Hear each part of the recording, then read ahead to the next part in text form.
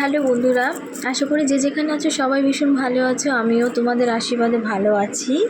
তো অনেক দিন পরে ভিডিওতে এসেছি। তো সত্যি কথা বলতে আমি এতদিন খুব ব্যস্ত ছিলাম।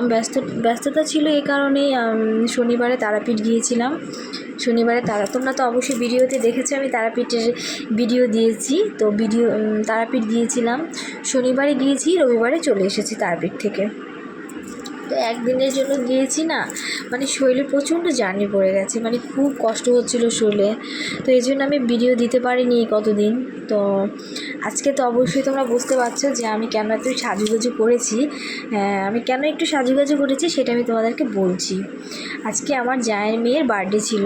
তো ওর বার্থডের দিন আজকে সারাদিন মানে ঘরে কাজ করেছি, রান্না টান্না করেছি আমি, আমার জায়ের একটা বোন, সবাই মিলেমিশে একসাথে করেছি। তো এখন সবার খাওয়া হয়ে গেছে, মানে সবার খাওয়া দাওয়া হয়ে গেছে। যারা নিমন্ত্রণ যারা এসেছিলো আমরাই সবাইকে খাইয়েছি। তো এখন এইমাত্র ফ্রি হয়েছি। তো হঠাৎ করেই আমার শরীরটা খুব খারাপ হয়ে যায়, মানে আমার শরীরটা ভীষণ খারাপ লাগছে, মানে বলার মতো না। খারাপ, একটু আগে আমার অবস্থা খারাপ হয়ে গিয়েছিল। তো এখন একটু ভালো আছি, মাথা ঘুরে আমি পড়ে গিয়েছিলাম, মানে সেটা তো আর কাউকে বলিনি, তোমাদের বলছি।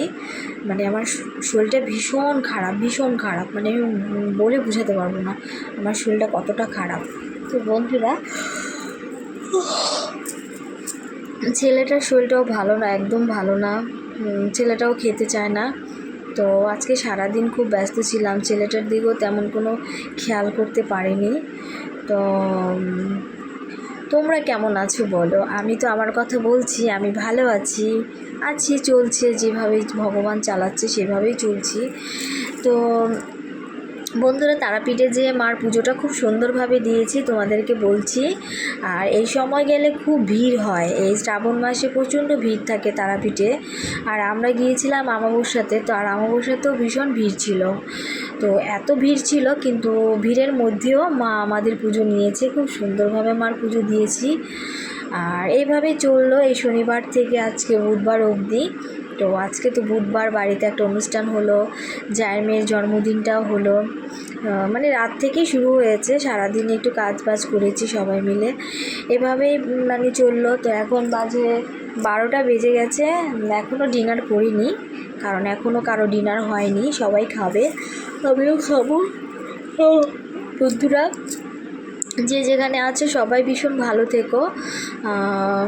আর তোমাদের কাছে একটা কথা না বললেই নয়, যে আমাদের যে পাশের দেশ বাংলাদেশ, মানে ভারতের পাশের যে দেশটা বাংলাদেশ, সে দেশে বাংলাদেশের অবস্থা ভীষণ খারাপ। মানে হঠাৎ মানে ছাত্রদের যে দাবিটা ছিল, যে মানে তাদের চাকরি নিয়ে যে দাবিটা ছিল, কিন্তু সেই দাবিটা থেকে আজকে বাংলাদেশের পরিস্থিতি এরকম অবস্থায় চলে গেছে। বাংলাদেশের মন্ত্রী দেশ ছেড়েছে।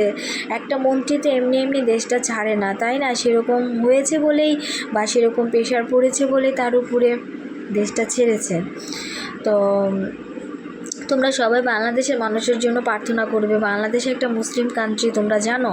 তো সেখানে হাসিনা ছিল হিন্দুদের জন্য, মানে ভালোই ছিল হিন্দুরা, মানে শুনেছি যে কোনো দিন তাদের কোনো অসুবিধা হয়নি। কিন্তু এখন হাসিনা দেশ ছাড়া মাত্রই নাকি হিন্দুদের উপর প্রচণ্ড পরিমাণে মানে ঝামেলা হচ্ছে, ওদেরকে বাড়ি থেকে মেরে ধরে দিচ্ছে, বাড়িঘর ভাঙচুর করছে এবং মন্দিরগুলো নাকি ভেঙে দিচ্ছে। তোমরা ভাবতে পারো যে কিভাবে এটা করতে পারে? বাংলাদেশ সবার দেশ, একটা দেশ সবার দেশ হয়, তাহলে বাংলাদেশের নাগরিক তো হিন্দুরাও, তাহলে হিন্দুদেরও ওটা দেশ, তাহলে হিন্দুদের উপর কেন এরকম অত্যাচার হবে? আর মুসলিমরা বলছে একটা বাংলাদেশ স্বাধীন হয়েছে, একটা স্বাধীন দেশ, সে কখনো অন্য ধর্মের উপর আক্রমণ করতে পারে না, এটা তো কোনো রাইট নেই, তাই না? তো তোমরা যে যেখানেই আছো ভাই বোনেরা, যেখানেই আছো মুসলিম ভাই বোনেদের কাছেও অনুরোধ, তোমরা হিন্দু ভাই বোনদেরকে দেখে রেখো, তাদের পাশে থাকো। তোমরাও তো তাদের ভাই বোন, তাদের পাশে থাকো, তাদেরকে দেখে রাখো, এটাই সবাইকে বলবো। তো সবাই ভালো থেকো। আর হাসিনার সাথে যেটা করা হয়েছে বাংলাদেশের প্রধানমন্ত্রীর সাথে, এটা একদমই ঠিক কাজ করা হয়নি। ঠিক আছে, আমি মেনে নিচ্ছি সে ভুল করেছে, তার অন্যায় হয়েছে, যদি হয়ে থাকে আমি জানি না সে কি ভুলটা করেছে, যদি হয়ে থাকে তার বাবার সাথে যা করা হলো সেগুলো করা হয়নি। 1971 সালের গল্প শুনেছি বাবা মার কাছে, কিন্তু 1971 সালের যুদ্ধটা কখনো দেখিনি। তো এই বাংলাদেশের এই অবস্থা দেখে মনে হচ্ছে মানে খুব কষ্ট হচ্ছে। বাংলাদেশের যারা নাকি এত নিচু শ্রেণীর লোকগুলো যেভাবে নোংরামিগুলো করে যাচ্ছে তাদেরকে ধিক্কার জানাচ্ছি আমরা ইন্ডিয়ার লোকেরা, ঠিক আছে? তো নোংরামি করা বন্ধ করো, বাংলাদেশের যারা নাকি করছো, আমি সবাইকে বলছি না, নোংরামিগুলো বন্ধ করো, ঠিক আছে? এগুলো কখনো ছাত্রদের কাজ হতে পারে না, ছাত্ররা এগুলো করছেও না, তাদের পেটে বিদ্যা আছে, শিক্ষা আছে, তারা করছে না, ঠিক আছে? ছাত্ররা কখনোই, ছাত্রদের চাওয়া ছিল একটা, কিন্তু এখানে ভিতরে ঢুকে গেছে অনেক কিছু, ঝামেলা হয়ে গেছে, শত্রু ঢুকে গেছে, বিরোধী দল ঢুকে গেছে। তো যারা করছো ভুল কাজ করছো, অন্যায় করছো, এগুলো করো না। উপরে একজন আছে, সে কিন্তু সব দেখতে পাচ্ছে। অন্যায় করো না, মানুষের সাথে অন্যায় করো না, ঠিক আছে? হিন্দুদের উপর কোনো অত্যাচার যেন না হয়, এটাই তোমরা দেখো, আর কিছু বলবো না। তোমাদেরই ভাই বোন, তোমাদেরই সব, তোমাদেরই দেশ, পাশের দেশগুলোতে তোমাদের দেশকে ছিছি করছে, ছিছি ছিছি করছে, ছিছি করছে কেন?